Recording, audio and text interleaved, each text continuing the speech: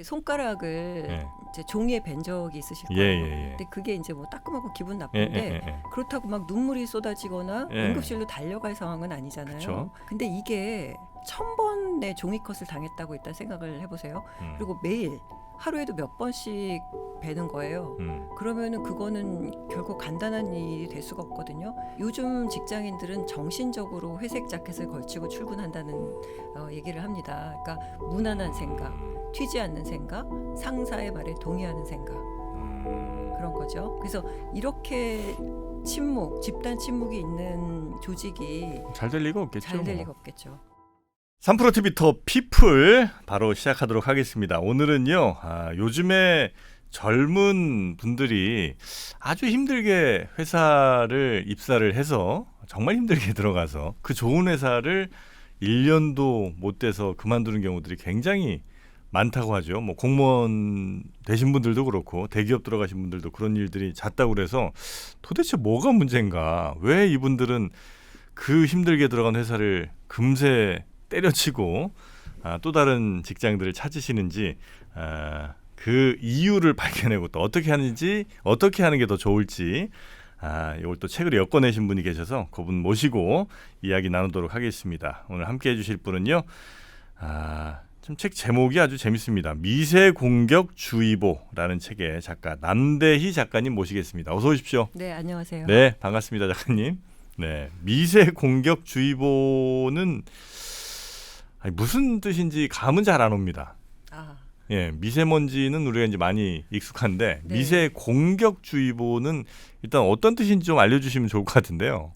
그러니까 요즘 사람들이 네. 가장 무서워하는 게 미세한 거라고 합니다. 그러니까 너무 미세해서 예. 막 자기도 모르는 사이에 파고들고 침투하는데 털어낼 수는 없는 거죠. 네. 씻어도 잘 닦이지 않고요. 네. 그런데 이게 우리 일상 속에 네. 물 속에 공기 속에 녹아들어 있는데 미세 플라스틱이나 미세먼지 같은 그렇죠, 것들. 네. 그렇죠. 그런데 우리 눈에는 잘 띄지 않는 거죠. 예. 그래서 이런 것들이 가장 무섭다고 하는 게 미세한 것입니다. 이 미세 공격이라는 거를 그 한 가지 예를 들어 볼게요. AI한테 가난한 사람 빈곤층을 한번 그려봐 이렇게 하면은 흑인을 흔히 그립니다. 아, 그래요. 네, 이게 흑인은 좀 사회적인 지위가 낮고 직업도 변변치 못할 것이라는 그런 선입견이 있는데 네. 그걸 AI가 학습한 거죠. 네. 그래서 뼛속까지 가득 차 있는 그 고정관념, 네. 편견 이런 것들 때문에 순식간에 스치듯이 지나가는 차별적인 행동, 표정, 말 이런 게 있습니다. 이런 게 미세 공격인데요. 예. 내가 싫어하는 사람, 나와 다른 사람 또는 마이너리티, 비주류에 대해서 은근한 배제와 차별 그리고 교묘한 깎아내림, 선긋기와 사회적인 배제. 그래서 은밀하고 조용하게 상처를 주고요. 네. 애매하게 무례하고 또 작지만 반복되는 것 네. 이거를 이제 미세 공격이라고 얘기를 했습니다. 그럼 이제 그런 공격을 받지 말자는, 그러니까 하지 않도록 주의하자는 거예요? 아니면 그런 공격을 받더라도 그 정도는 그냥 이겨내자는 겁니까? 근데 미세 공격이라는 게 네. 사실은 가해자도 예. 피해자도 잘 인식을 못하는 경우가 있어요. 예. 누구나 겪는 거지만 수면 위로 끌어올려서 논의를 잘 안 하는 거죠. 네. 그래서 저는 이게 문제다라는 걸 먼저 알려주고 싶었고요. 그리고 미세 공격을 줄기차게 당한 피해자들 여러분 탓이 아니라는 얘기 하고 싶었고 조직의 리더들한테 이 책 꼭 읽으세요. 미세 공격이 지금 우리 조직의 큰 문제입니다. 이 얘기를 하고 싶었습니다. 예를 들면 저도 이제 뭐 미세 공격은 아닙니다만 워낙 이제 이런 유튜브 채널이라든지 이런 데서 많이 뭘 하다 보니까 댓글들이 참 많이 들어오잖아요. 네. 그 수많은 댓글들을 제가 읽으면서 저도 뭐 상처받을 수 있잖아요. 네. 그러나 그 사람들한테 그런 상처 주는 댓글을 하지 말자고 할 수는 없잖아요. 네. 그럼 그냥 가장 현명한 방법은 그 댓글에 상처 안 받는 저를 만드는 게 이제 그나마 제일 괜찮은 방법이 저는 생각하는데 네. 근데 이 책은 그런 미세 공격들이 어떤 것들이 있는지 니네들 자각해서 하지 말라는 취지의 책이라는 말씀이신 거군요. 그렇기도 하고요. 예. 그 어떻게 대응을 해야 될지 이 내용도 담고 있습니다. 여러 가지 방법들을 제가 제시하긴 했는데 네. 저는 이제 가장 중요한 거는 미세 공격이라는 개념이 예. 좀 널리 알려지고 미세 공격이라는 이름이 많이 불려져야 된다고 생각을 하거든요. 네. 지금은 서로 의식을 못 하는데 그래서 수면 밑에서 개인의 조용한 마음 상함에 그치는 거죠. 근데 그거를 끌어올려서 많은 사람들이 얘기할 때 우리 상사, 우리 조직 그리고 이제 동료들도 인식하고 경각심을 갖게 된다는 그런 얘기입니다. 우리 작가님은 그러면 그런 조직 같은 데서는 많이 일을 좀 해보셨어요? 그러니까 네. 미세 공격 당한 입장이나 아니면 하는 입장에서? 근데 저는 미세 공격을 당하는 사람은 정해져 있는 게 아니고요. 예. 누구나 지금 당하고 있다고 뭐 생각을 그렇겠죠. 하거든요. 네네. 근데 저도 이제 90년대 취업을 하지 않았습니까? 네. 90년대는 어땠어요? 그 뭐 나이 어린 사람, 네. 여성에 대해서는 존중이 훨씬 없었죠. 예. 그래서 그때는 자연스럽게 편견의 대상이 됐었고, 예. 그리고 이제 직장을 옮기면서 경력직이잖아요. 네. 아는 사람이 하나도 없어요. 그 회사 내에. 그러면은 자연스럽게 오랜 기간 결속되어 온 그들만의 리그에서 저는 소외되고 거리감을 느낄 수밖에 없는 거죠. 네. 그래서 왠지 모르게 환영받지 못하는 느낌, 그리고 낄 수 없는 느낌, 그래서 혼자 위축되고 그런 느낌을 많이 받았고요. 네. 이 경력직이라는 게 옮겨가면은 안 좋은 게 이제 그 동안의 내 성과, 네. 그다음에 업적 이런 게 다 리셋이 됩니다. 예. 그래서 제가 한번 삐끗하면은 다들 그렇게 얘기를 해요. 왜 뽑았어? 저런 애. 근데 이제 만약에 제 성장 과정을 쭉 지켜봤던 동료나 선배가 있다면은 믿고 기다려주겠죠. 그래서 이렇게 옮겨갈 때마다 배제되고 저평가받고 소외되고 이런 미세 공격을 뭐 겪어왔다고 말을 할 수 있습니다. 아, 그런 예를 들어서 새로운 조직 안에 이제 새로 들어가실 때 네. 그들이 갖고 있던 그러니까 우리 작가님에 대한 뭐 어떤 데이터도 별로 없는 상황에서 새로운 사람이 우리 조직에 들어왔고 거기에 대해서 호의적이지 않을 거라는 거는 충분히 예상할 수는 있잖아요. 네. 그래서 이제 그거를 호의적으로 변화시키는 거는 어쩌면 혹시 그 새로 온 사람이 이겨내야 될 어떤 뭐 태스크 같은 건 아닐까요? 그런 물론 네. 그래서 저같이 좀 사회성이 부족한 사람도 네. 굉장히 활달한 척, 사교적인 척, 네. 가면을 많이 썼습니다. 네. 그래서 가면을 썼다가 벗었다 하면서 정말 뭐 친해 보려고 그리고 네. 주류들 틈에 끼어 보려고 노력을 많이 했지요. 그런데 아무리 활달하게 해도 네. 보이지 않는 선 같은 거는 있어서 네. 굉장히 인정해 주는 것 같지만 결정적인 순간에는 소외감을 좀 느낄 때가 없지 않았다고 생각합니다. 그렇습니까? 그러면 그 미세 공격을 감행하는 이들은 대체로 당하는 사람의 이른바 갑질을 행할 수 있는 좀 윗선에 있는 선배라든지 아니면 더 상급자들이 혹은 뭐 이른바 우리가 요즘 얘기하는 꼰대 뭐 이런 사람들이 주로 그 공격을 감행하는 겁니까? 흔히 그렇게 생각을 하실 수 있고요. 예. 현대 세대가 청년들한테 가하는 뭐 차별, 무례함 이렇게 생각을 할 수가 있는데 실상은 특히 요즘 들어서는 후배가 미세 공격의 발원지가 되는 경우도 심심치 않게 있습니다.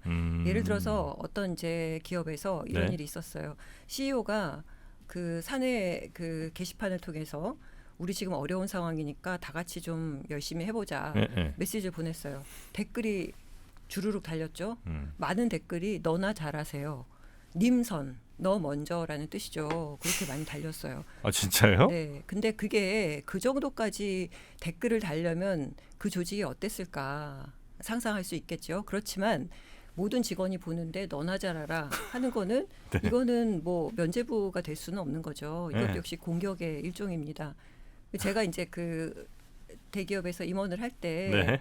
그 직원들하고 다양성 토크라는 제목으로 3년 동안 대화를 한 적이 있어요. 예. 업무 외적인 대화를 한 거였는데 그때 공통적인 질문으로 선배가 어렵니 후배가 어렵니 이렇게 물어봤어요. 그랬더니 95%의 직원이 후배가 어렵다.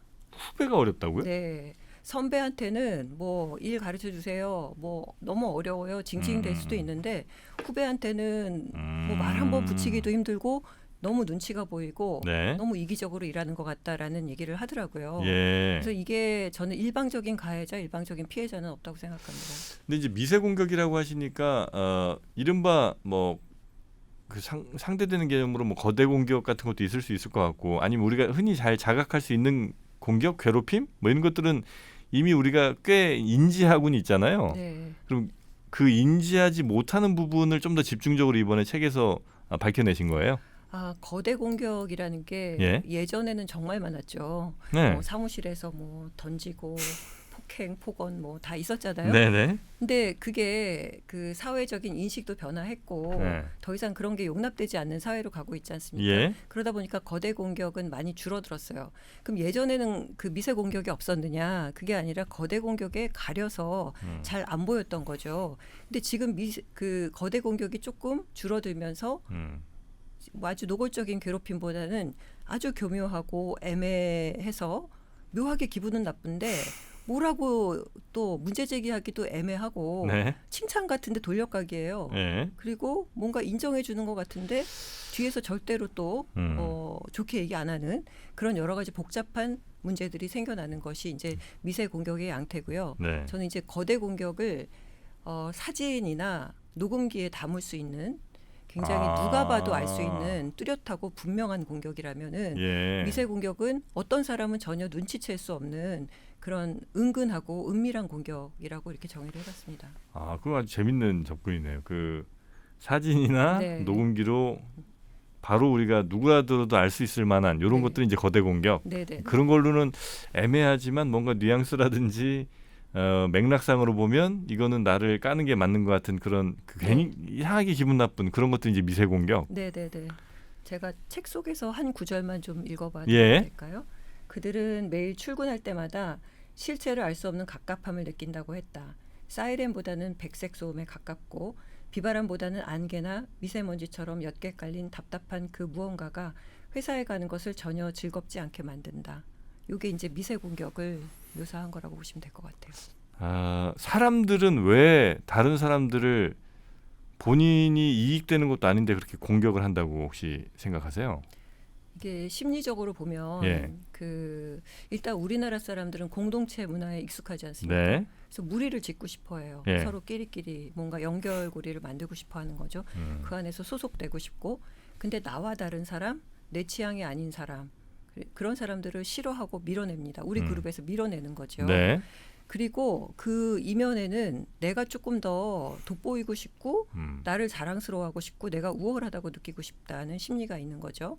그래서 그렇게 슬쩍슬쩍 남들을 무시하기도 하고 무례하게 대하기도 하고, 더 중요한 거는 제가 미세 공격을 겪는데 이 저한테 가한 당사자는 권력자 내지 권력 시스템인데 내가 거기다가는 뭐 할 수 있는 게 없어요. 그러니까 나보다 약한 사람, 나보다 못 가진 사람한테 오히려 미세 공격을 퍼붓는 그런 이제 일종의 대물림이 일어나는 거죠. 네, 일종의 그러니까 사람들이 어쨌든 옆 사람이나 또 다른 사람보다 내가 더 우위에 서려고 하는 것들은 일종의 본능에 가까운 것 같은데, 그런데 이제 마땅히 우위에 설 만한 합당한 도구나 아니면 적당한 방법들이 없다 보니 이런 은은한 방법으로 타인들을 괴롭히는 건 아닐까요? 그러면? 그러니까 그 미세 공격에는 의도가 있는 게 있고 없는 게 있는데요.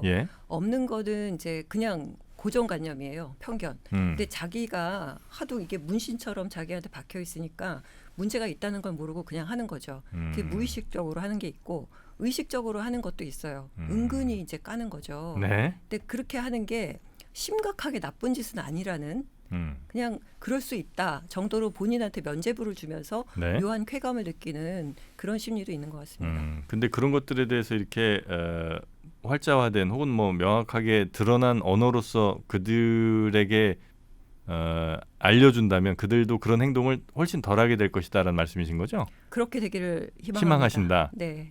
이렇게 손가락을 이제 종이에 벤 적이 있으실 거예요. 근데 그게 이제 뭐 따끔하고 기분 나쁜데 그렇다고 막 눈물이 쏟아지거나 응급실로 달려갈 상황은 아니잖아요. 그쵸. 근데 이게 1000번의 종이컷을 당했다고 일단 생각을 해보세요. 그리고 매일 하루에도 몇 번씩 배는 거예요. 그러면은 그거는 결코 간단한 일이 될 수가 없거든요. 근데 이제 그 피해를 당한 사람이 가만히 있다가 갑자기 폭발하는 경우도 있어요. 근데 이 사람이 폭발하는 거는 오늘 이 일 때문에 그런 게 아니라 어제 뭐 일주일 전, 한 달 전, 1년 전 아니면 직장 생활 내내 쌓였던 것에 대해서 반응을 하는 것이고 여기에는 이 사람의 어떤 뭐 역사, 트라우마, 그 상처가 다 담겨 있다고 볼 수가 있는 거거든요. 그래서 저는 이게 반복되고 누적되기 때문에 굉장히 무서운 거라는 말씀을 드리는 거고요. 네. 이거 하나 때문에 직원들이 퇴사하거나 그렇지 않습니다. 근데 의욕을 내려놓는 거죠.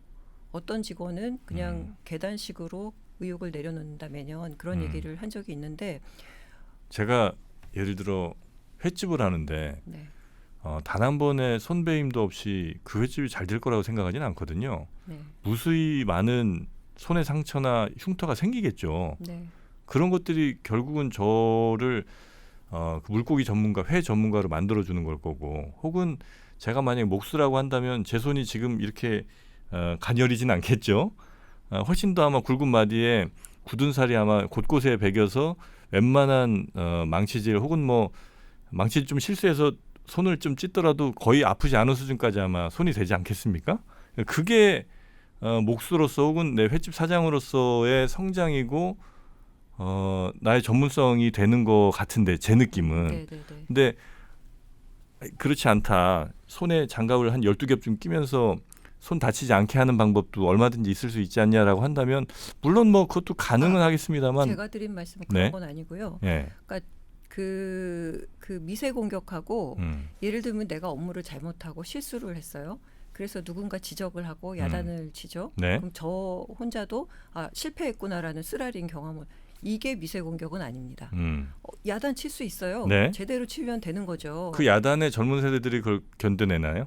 그런데 그게 네. 누가 어떻게 하느냐에 따라서 그 결과값은 굉장히 달라집니다. 예. 그래서 저는 미세 공격을요.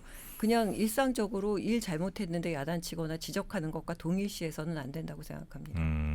뭐라고 확실하게 할 수는 없지만 괜히 기분 나쁜 뭐 이런 공격들 같은 거 우리의 편견이 좀 많이 녹아 있는 이런 공격들이 이제 대체로 미세 공격인 그렇죠. 것이죠. 네네네. 와, 이게 확실히 이제 제가 그 조직 생활을 아주 푹 몸담아서 하지 않아서 어쩌면 제가 좀 덜 그 민감성이 좀 떨어진 사람일 수도 있는 것 같기도 하고 그렇긴 한데 여튼 이제 아마 지금 직장 다닌 젊은 분들께서는 우리 작가님의 말씀에 굉장히 공감을 좀 많이 하실 것 같고 아마 댓글에 이제 저를 욕하는 댓글이 꼭 많을 것 같긴 한데 그럼에도 불구하고 그래도 이 책의 내용을 좀 더 정확하게 전해드리기 위해서 열심히 또 질문 드리도록 하겠습니다. 네. 그러면 이 미세 공격이 있는 것은 회사 조직의 손해예요? 아니면 개인들의 미세 공격으로 인한 개인들의 피해가 크니까 그만하자는 겁니까? 두 가지 다 두 가지 다. 두 가지 다 있는데 저는 이제 조직을 들여다보면서 네. 조직이 이렇게 이제 눈에 띄게 에너지가 줄줄줄 빠져나가는데 그 원인을 좀 정확히 들여다봤으면 좋겠다라는 생각을 해서 이 책을 쓰기도 했고요. 네. 되게 중요한 거는 이런 미세 공격이 반복이 되면 사람들이 말을 안 하기 시작해요. 그래서 왜냐면은 뭐 그렇겠죠. 주류가 예. 있고 또 이제 권력자가 있고 뭐 그 조직에는 표준 같은 게 있지 않습니까? 네. 그 눈에 들어야 되고 거기에 밑보이지 않으려면은 반대 목소리를 낼 수가 없어요. 네. 그러니까 거짓으로 동의도 하고 아주 문제가 심각할 것 같은데 그냥 침묵하는 거죠. 네. 이 침묵하는 것이 굉장히 팽배해 있는데 이런 조직이 정말 큰 문제가 되지 않겠습니까? 근데 저는 이제 그 직장 생활을 할 때 그 사무실에 회색 자켓을 걸어놓고 그 회의 때마다 그 옷을 입고 들어갔어요. 네. 그러니까 이제 절대 다수가 남성들이었고 네. 그리고 이제 다 검정색, 회색, 감색의 그 어두운 정장을 입고 있잖아요. 네. 근데 저는 그 옷차림으로라도 그 사이에서 좀 구분 지어지고 싶지 않았거든요. 근데 요즘 직장인들은 정신적으로 회색 자켓을 걸치고 출근한다는 얘기를 합니다. 그러니까 무난한 생각, 튀지 않는 생각, 상사의 말에 동의하는 생각 그런 거죠. 그래서 이렇게 집단 침묵이 있는 조직이 잘 될 리가 없겠죠. 잘 될 리가 없겠죠. 네. 그러니까 조직에게도 매우 그럼요. 안 좋은 일이고 네네네. 또 그 피해를 입는 혹은 뭐 가해하는 그 개인들에게도 이 미세 공격은 대단히 안 좋은 영향을 미칠 그럼요. 수밖에 없으니 네네네. 그 미세 공격 은밀하게 벌어지는 그 미세 공격들 다른 예 한 몇 가지만 좀 한두 가지 정도만 들어주시면 어떤 거 있을까요? 저는 대충 감은 오는데 어디까지를 미세 공격으로 봐야 될지가 약간 좀 헷갈리기도 해서요. 제가 이제 인터뷰를 직장인들을 좀 하면서 네. 책을 썼는데 어떤 이제 차장급 직원이에요. 근데 그 부서가 한 열흘간 야근을 계속하는 상황이 됐고 저녁 6시쯤 되면은 부장이 같은 차장급 중에서 2명만 데리고 밥을 먹으러 나갔다는 거예요. 네. 그래서 이 차장은 이렇게 그 PC를 보고 앉아 있는데 네. 눈은 이 뒤통수에 가 있는 거죠. 저 사람들 또 나만 빼놓고 나가네? 왜 나한테는 한 번도 얘기 안 하지? 내가 뭐 잘못했나? 내가 술을 못 먹으니까 그런가? 그러니까 그런 이제 알 수 없는 그 배제감. 그러니까 같이 다 야근을 하는데 왜 꼭 2명만 데리고 나갑니까?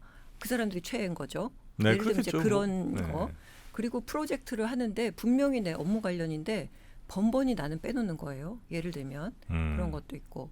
그럼 굉장히 범위가 넓을 것 같네요. 네. 예, 그리고 아마 우리가 모르는 미세 공격들이 너무 많을 것 같고. 네. 근데 이거를 우리가 어떻게 파악하죠? 근데 이 미세 공격에 대한 경각심을 갖고 아까 제 이름표를 붙이자는 얘기를 했는데 예.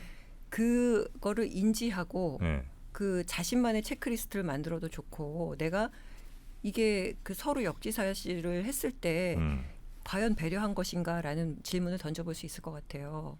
예를 들어서 뭐 경력직 직원이 입사를 했는데, 그러니까 뭐 되게 선의를 베푸는 척하면서 오셨으니까 한 6개월은 그냥 쉬엄쉬엄 하세요. 업무 파악하고 아니 회사에서 6개월 쉬면은 그 해 평가는 어떻게 됩니까? 그냥 업무를 안 주고 그냥 가만히 있어라 하는 것도 미세 공격인 거거든요. 그래서 자신이 하는 거를 그 내가 당했다라고 생각을 해보면 그게 정말 뭐 애매하게 기분이 나쁜 건지 아니면 정당한 것인지 그런 판단은 될 수 있을 것 같습니다. 어려운 이 문제를 어쨌든 지금 제일 중요한 건 이 책을 통해서 그 미세 공격이란 말 자체를 우리가 좀 네이밍을 좀 잘 해서 네. 우리가 그게 뭐가 문제인지를 한번 하나하나 좀 따져보는 그 과정이 좀 필요하다는 거군요. 네. 그렇게 하는 회사들이 좀 있습니까 요즘에? 아직은 좀 적은 편인가요? 미국에서는 많이 합니다만. 미국에선? 네. 왜냐하면 이 미세 공격이라는 게 네. 마이크로 어그레션이고 네. 70년대 미국에서 등장을 했어요. 그래요? 근데 이거는 역사가 좀 깊네요. 이거는 이제 미국에서는 특수하게 그 인종 문제에 많이 활용이 됐죠. 그러니까 흑인을 은근히 뭐 자리를 옆자리를 피한다든지 뭐 이런 식의 이제 은근한 무례함 있죠. 네. 이런 것들을 이제 문제가 있다 하면서 등장했던 건데 그래서 그 미국의 유수의 기업들은 특별히 무의식적인 편향 교육이라는 미세 공격 관련한 교육도 실시를 합니다. 미세 공 격이 무의식적인 편향이라고 해서 그런 교육도 시킵니다. 직원들에게. 네. 뭐 직원들뿐만이 아니라 리더에게 특히 하는 네네네. 거죠. 근데 우리나라는 아직까지 왜냐하면 우리는 인종 문제가 없기 때문에 사실 뭐 우리는 뭐 이런 그 차별 뭐 무례함 이런 거에서 예외 아닐까라고 생각하지만 네. 우리도 절대 예외가 될 수 없다는 거죠. 우리 속에 차별이 많이 있죠. 예. 뭐 지역이 될 수도 있고 혹은 뭐 경제력이 될 수도 있고 뭐 외모가 될 수도 있고 그렇죠. 네. 여러 차별들이 아마 굉장히 존재는 하는 것 같은데 그러니까 그 뭐 노키즈 존, 노 아줌마 존, 네. 노 실버 존. 근데 이렇게 사람들이 네. 내 마음에 안 드는 사람을 다 손가락질을 하는데 네. 불관용의 늪으로 빠지는 거죠. 언젠가는 그 손가락이 우리 나에게 자신으로 돌아올 수 있는 거죠. 그럼 노키즈존 같은 거에 대해서도 좀 반대 입장이시겠군요. 어떤 무례한 행동 자체는 우리가 싫어할 수 있어요. 근데 무례한 행동이 아니라 아줌마 자체, 뭐 키즈 자체 아니면 노인 자체 아니면 중학생 자체를 오지마하고 보이콧하는 거는 문제가 있다는 거죠. 우리 안에 있는 편견 내지는 그 차별을 좀 더 이렇게 문자화하셔서 좀 보여주시는 것 같은데 이 책들은 어떤 분들이 좀 읽으면 좋을까요? 일단 조직에 계신 분들 특히나 더 뭐 리더나 아니면 뭐 젊은 분들도 읽으셔도 좋겠군요. 내가 지금 왜 이렇게 스트레스 받는지에 대해서 명확하게 감이 좀 안 왔을 수 있는데 이 책을 보면 좀 더 감이 더 명확하게 올 거 아닙니까? 왜냐하면은 이제 나만 당한 게 아니었구나. 그러니까 나만의 일이 아니었어. 그리고 누구에게인가 얘기를 못했었을 테니까. 답답했죠. 네네. 저는 이 독자분들이 이렇게 많이 사연을 보내주실 줄 몰랐는데 사연들이 많이 들어와요. 굉장히 많이 왔어요. 그리고 굉장히 장문으로 왔어요. 그래서 지금 이거는 뭐 해결책이 당장 없을 수 있습니다. 왜냐하면은 미세 공격이라는 게 아주 스치듯이 살짝 지나가기 때문에 피해자가 정색하고 뭐라고 하기가 애매해요. 그리고 만약에 내가 문제 제기를 하면 쟤 예민해, 이상해, 쟤는 아니 웃자고 한 얘기에 죽자고 덤비네. 왜 아무것도 아니고 정색하지? 그 얘기 참 많이 하죠. 네네네. 그래서 그럴까봐 쿨한 척하고 아무렇지 않은 척하고 이거를 오히려 피해자가 덮어두는 피해 사실이 되는 거거든요. 그래서 잘 얘기가 안 됐는데 이런 책을 계기로 이제 그냥 답답했던 얘기를 쏟아놓는 거죠. 그래서 그 겪어온 사람들에게는 당신만의 문제가 아니었고 당신만의 잘못이 아니라는 그런 얘기를 할 수 있는 거고 리더들한테는 이런 문제가 있다. 이런 문제를 방관하지 말라. 그리고 아무리 좋은 혜택을 줘도 진짜 핵심을 파고들지 않으면 좋은 대책이 될 수 없다. 이런 말씀을 드리고 싶었어요. 네네. 미세공격주의보란 말, 그러니까 미세공격이란 말 자체가 회사 뭐 단톡방이든 이런 데서 널리 활성화가 좀 되면 누군가 이 얘기를 했을 때 뭐 과장님 그건 미세공격인데요 라든지 아니면 뭐 저 후배 직원 누가 얘기를 하더라도 이거는 미세공격 쪽 아니니? 이제 이런 얘기들이 충분히 오가는 정도의 상황이 되면 여기에 대한 뭐 인식 혹은 뭐 경각심 이런 것들을 충분히 많이 가질 수 있겠군요. 네, 그렇고요. 그리고 이제 제가 그 책을 쓰면서 정말 뼈저리게 느낀 거는 저 역시 피해자이지만 가해자다. 제가 이제 회사를 다닐 때 한번 이렇게 어떤 부서하고 소통의 자리를 가졌어요. 격려를 하고 일을 어떻게 하는지 들어보는 그런 자리였어요. 그래서 다 듣고 핵심적인 업무를 하는 직원에게 얘기를 했어요. 근데 그 부서가 되게 중요한 일을 하지만 회사 내에서 그렇게 주목을 받는 부서는 아니었어요. 그래서 그 간부에게 이 업무는 세상 요란하게 해도 모자랄 업무니까 지금 에너지 레벨이 좀 떨어져 끌어올려서 해보자 이 얘기를 했어요. 다음 날 출근을 하니까 메일이 와 있는 거죠. 내가 왜 전 직원, 부서원들이 보는 앞에서 에너지 레벨이 낮다는 얘기를 들어야 되느냐. 그리고 당신이 뭔데 에너지 레벨을 평가하느냐는 거죠. 기분 나쁘다. 저는 그때 정신이 번쩍 들었고요. 사과하셨어요? 그럼요. 메일 보냈어요. 미안하다. 나도 에너지 레벨이 낮은 주제에 그런 얘기를 했다는 게 미안하고 내가 사려 깊지 못했다. 그렇게 얘기를 했거든요. 그러니까 저도 되게 예민하게 미세 공격을 캐치하는데 저도 내뿜고 있어요. 그리고 이 책을 쓰면서 제가 많은 사람을 인터뷰하고 또 공부를 하면서 그동안 내가 얼마나 많은 미세 공격을 가했는지를 다시 한번 느끼게 됐는데 저도 되게 싫어하죠. 그런데 저도 이제 경력이 쌓이면서 작은 특권들이 생겨났지 않습니까? 그래서 어느덧 저도 꼰대 시선으로 후배를 바라보는 거고 그리고 저도 내향적인 주제에 또 조용하고 말 못하는 직원들을 못마땅하게 보는 거죠. 그리고 뭔가 이렇게 아무 뜻 없이 상처 주는 말을 내뱉기도 했고요. 제가 여성이면서도 출산, 휴가, 육아휴직 들어가는 후배를 보면 업무 공백을 먼저 걱정하기도 했어요. 그러니까 저도 미세 공격 덩어리인 거예요. 그래서 제가 거듭 말씀드리지만 이거는 우리 다 피해자가 아니라 피해를 당했지만 나도 가해자였다는 거를 좀 같이 한번 인식을 해보자.